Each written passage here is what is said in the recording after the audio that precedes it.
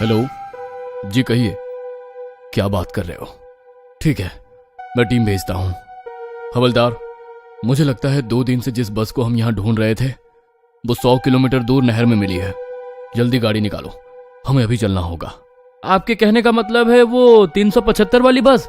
लेकिन सर, वो तो यहीं 21 किलोमीटर के अंदर चलने वाली बस है। 100 किलोमीटर दूर कैसे पहुंच गई? नहर में जो बस मिली है वो कोई और होगी। वही तो पता लगाना है ना। इंस्पेक्टर अपने साथ टीम लेकर नहर के पास पहुंच गया था। क्रेन की मदद से जब उस बस को नहर से बाहर निकाला गया तो देखा वाकई वही बस थी जिसे पिछले 2 दिन से पुलिस ढूंढ रही थी। इस बस के बारे में कंप्लेन आई थी ना?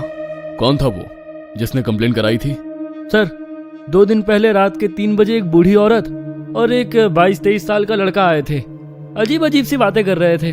उनकी बातों का कोई सर पैर नहीं था, इसलिए हमने उन्हें भगा दिया था। बुलवाओ उन्हें, और हाँ, जिस डिपो की ये बस है वहां से भी बुलवाओ किसी को जो ड्राइवर के बारे में जानकारी दे सके।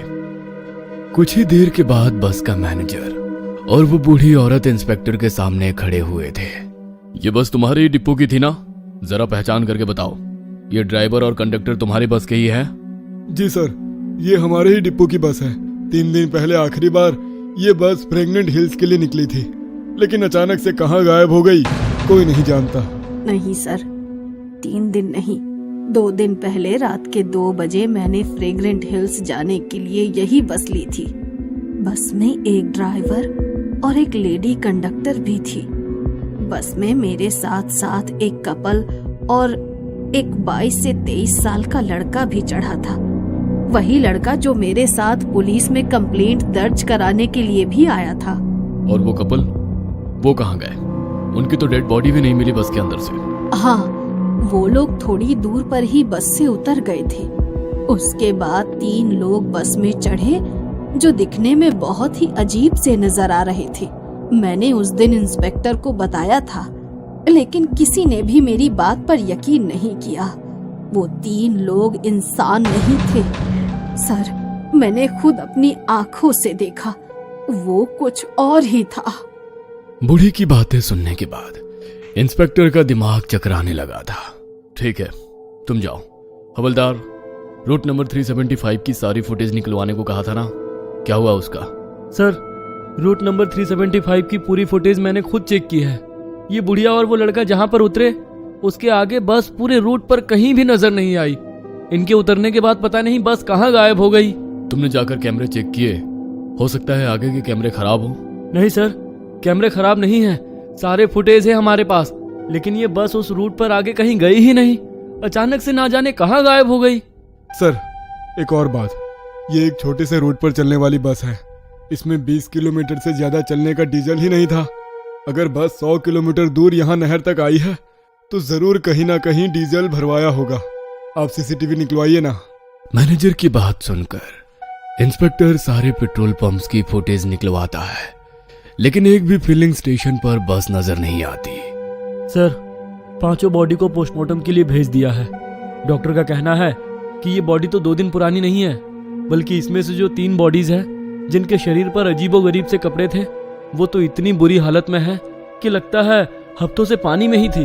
और ड्राइवर और कंडक्टर की भी कम से कम 1 हफ्ते पहले मौत हुई होगी, ऐसा लगता है। इंस्पेक्टर को कुछ समझ में नहीं आ रहा था कि ये पहेली आखिर है क्या। ऐसा कैसे हो सकता था? ड्राइवर और कंडक्टर को 2 दिन पहले उस बूढ़ी औरत ने अपनी आंखों से देखा था। इसका मतलब उनकी मौत तो इन 2 दिनों के बीच में ही हुई है। पहेलियों को सुलझाने के लिए इंस्पेक्टर जाकर बस का फ्यूल टैंक खोलकर देखता है, और जो सामने उसे नजर आता है उसे देखकर उसे मानो करंट सा लग जाता है। बस का फ्यूल टैंक लबालब खून से भरा हुआ था। साल 1995, रात के तकरीबन 2 बज रहे थे। एक तो गहरी ठंडक, ऊपर से पिछले 2 घंटे से लगातार बारिश हो रही थी, जिसके कारण उस 22 साल के लड़के का बस स्टॉप पर खड़े रहकर बस का इंतजार करना मुश्किल होता जा रहा था। चीन में फ्रेग्रेंट हिल तक जाने के लिए ये इस रूट की आखिरी बस थी, और इस समय उसे रूट नंबर 375 की इस आखिरी बस का बेसब्री से इंतजार था। चारों ओर घना कोहरा फैला हुआ था, जिसके कारण सामने कुछ मीटर पर खड़े हुए लोग भी साफ नजर नहीं आ रहे थे। पिछले आधे घंटे में बस स्टॉप से कोई भी बस होकर नहीं गुजरी थी। एक युवक बस का इंतजार कर ही रहा था कि तभी उसे सामने से एक बूढ़ी औरत छड़ी टिकाती हुई बस स्टॉप की तरफ आती नजर आती है। बूढ़ी औरत के वहां पहुंचने के कुछ ही मिनट के बाद रूट नंबर 375 की बस स्टॉपेज पे आके रुक जाती है। वो बूढ़ी औरत और युवक बस में चढ़ जाते हैं। बस आगे बढ़ने ही वाली थी कि तभी कोई बस को हाथ हिलाकर रोकने का इशारा करता है। ड्राइवर ने एक बार फिर ब्रेक लगा दिया था। एक कपल हाथों में हाथ डाले बस में चढ़ते हैं और ड्राइवर के पीछे वाली सीट पर बैठ जाते हैं। वो बूढ़ी औरत और लड़का भी बस में आमने सामने वाली सीट पर बैठ गए थे। बस में कुछ मिलाकर सिर्फ 4 ही सवारियां थी।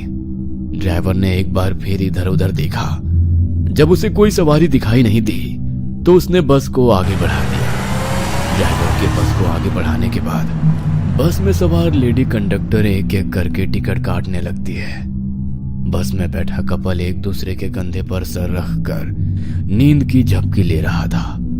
वहीं बूढ़ी के सामने बैठा युवक कानों में वॉकमैन लगाकर आंख बंद करके गाने सुन रहा था। लेकिन बूढ़ी औरत पूरी तरह से सतर्क थी। वह बार बार मुड़कर बस में सवार सवारियों और ड्राइवर को देख रही थी। उसकी आंखों में नींद नजर नहीं आ रही थी। अचानक ही बस का ड्राइवर बस की स्पीड बहुत धीमी कर देता है। क्या हुआ? बस इतनी धीरे क्यों कर दी? सामने इतना कोहरा है, कुछ समझ नहीं आ रहा है कि सड़क किस तरफ है। ज्यादा तेज चलाऊंगा तो एक्सीडेंट हो सकता है। अच्छा ठीक है, आप ध्यान से चलाइए। चारों ओर बिल्कुल सन्नाटा था। बारिश बंद हो चुकी थी और सड़कों पर कोई भी गाड़ी नजर नहीं आ रही थी। बस भी लगभग खाली ही थी, जिसकी वजह से गाड़ी के इंजन के अलावा और किसी भी तरह की आहट गाड़ी में से सुनाई नहीं पड़ रही थी। खराब मौसम और कम विजिबिलिटी होने के कारण ड्राइवर के साथ साथ बस में सवार बूढ़ी औरत के माथे पर भी चिंता की लकीरें उभर रही थी, क्योंकि बाकी सवारियां आंखें बंद किए थी। उन्हें बाहर के मौसम का कोई अंदाजा ही नहीं था। अचानक से बस की छत पर किसी के होने का एहसास होने लगता है और धम धम की आवाज सुनाई पड़ने लगती है। ये कैसी आवाज है? चलती हुई बस में बस की छत पर कौन हो सकता है? मैं बस रोक कर देखता हूँ। ड्राइवर बस रोक कर उतरता है। तभी अचानक से बस के ऊपर से आ रही आवाज बंद हो जाती है। ड्राइवर बस के चारों ओर घूम कर देखने लगता है।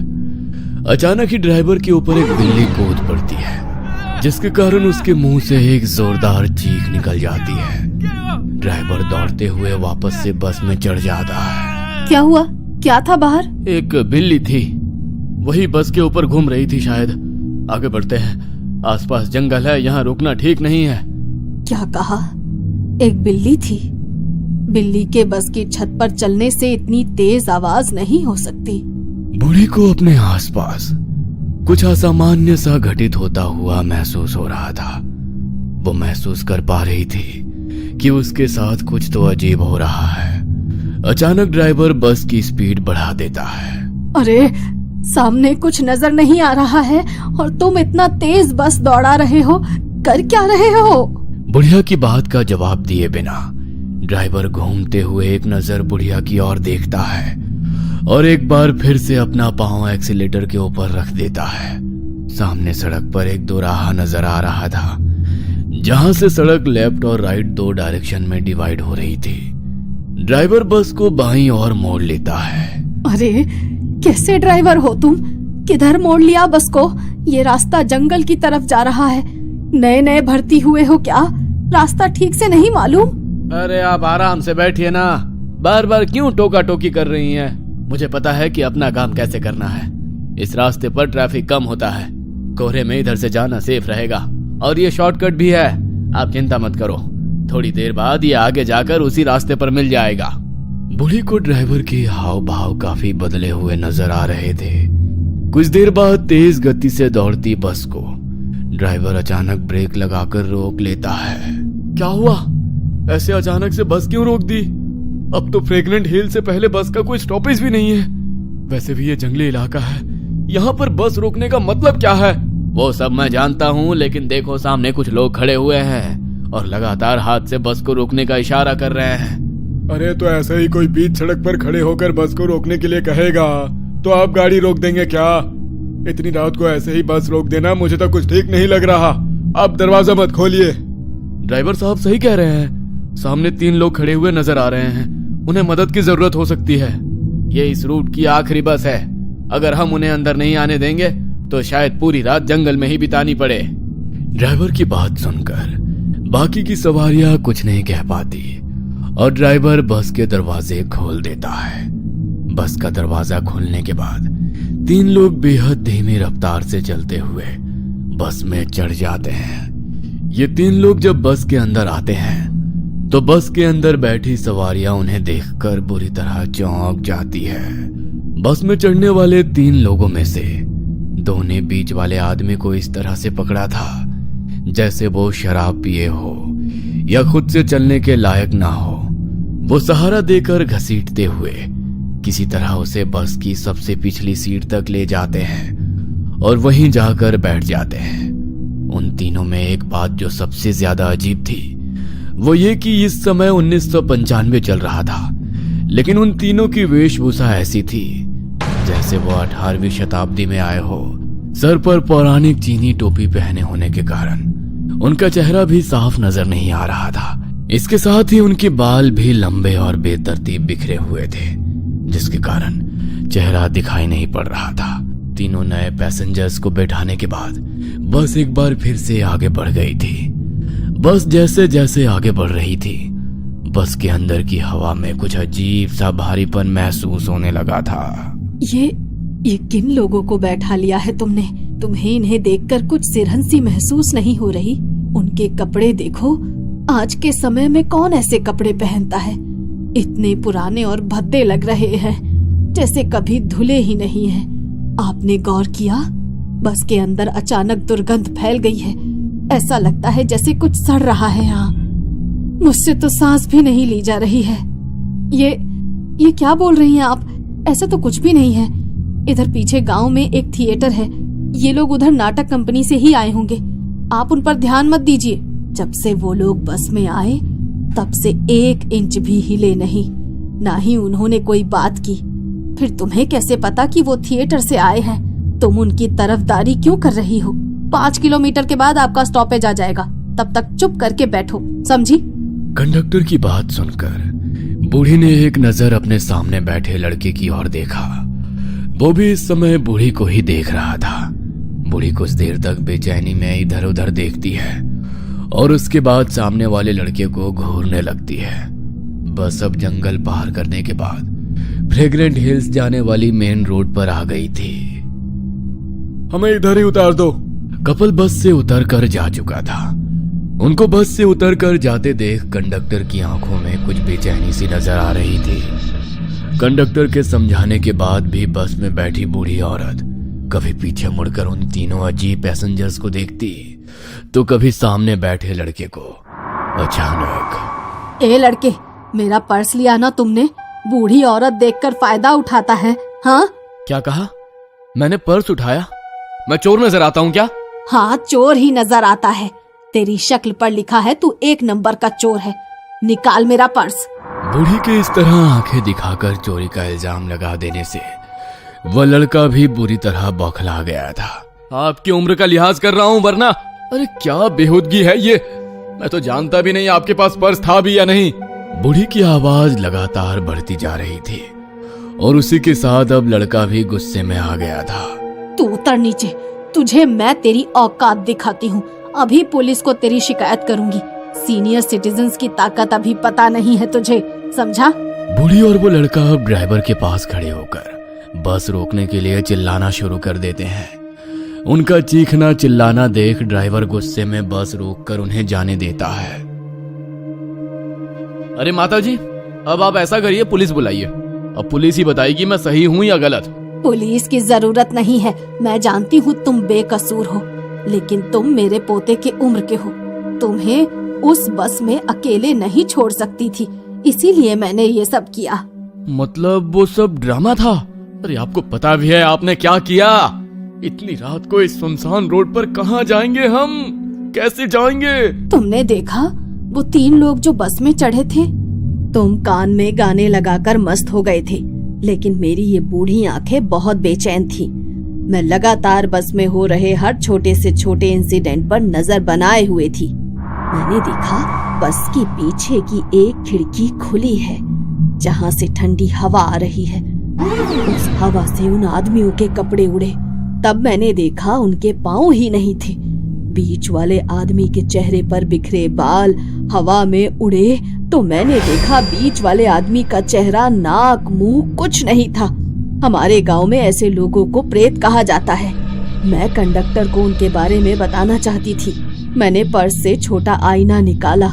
उस आईने में कंडक्टर साफ दिखाई देना चाहिए, लेकिन मेरे कोशिश करने के बाद भी मैंने देखा कंडक्टर का चेहरा आईने में दिखाई ही नहीं पड़ रहा है। हम दोनों लकी हैं जो उन्होंने हमारे झूठे झगड़े पर भरोसा किया और हमें यहाँ उतार दिया। आपका बहुत बहुत धन्यवाद। अगर आपकी बातें सच है तब तो ड्राइवर की जान को भी खतरा है। पता नहीं उसके साथ क्या होगा। चलो हम थाने में जाकर रिपोर्ट लिखा देते हैं। बूढ़ी और लड़का थाने जाते हैं और सारी बातें बता देते हैं, लेकिन इंस्पेक्टर को उनकी बेसिर पैर की बातों पर यकीन नहीं होता और वो उन्हें वहां से बाहर निकाल देता है। 2 दिन बाद पुलिस को बस तो मिल गई थी, लेकिन ये घटना पुलिस के लिए एक अबूझ पहेली बन चुकी थी। डीजल की बजाय खून से चलकर वो बस बिना किसी कैमरे की नजर में आए 100 किलोमीटर दूर कैसे पहुंची? इस सवाल का जवाब किसी के पास नहीं था। वो 3 आदमी कौन थे उनकी कभी शिनाख्त नहीं हो सकी। इस घटना के बाद पूरे चीन में डर की लहर दौड़ गई थी।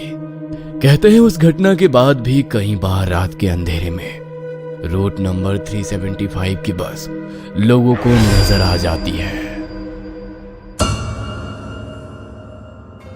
ये कहानी आपको अच्छी लगी हो तो हमें सब्सक्राइब करें, हमारा इंस्टाग्राम और फेसबुक पेज जरूर फॉलो करें। और हाँ दोस्तों, सब्सक्राइब करना भूलना मत।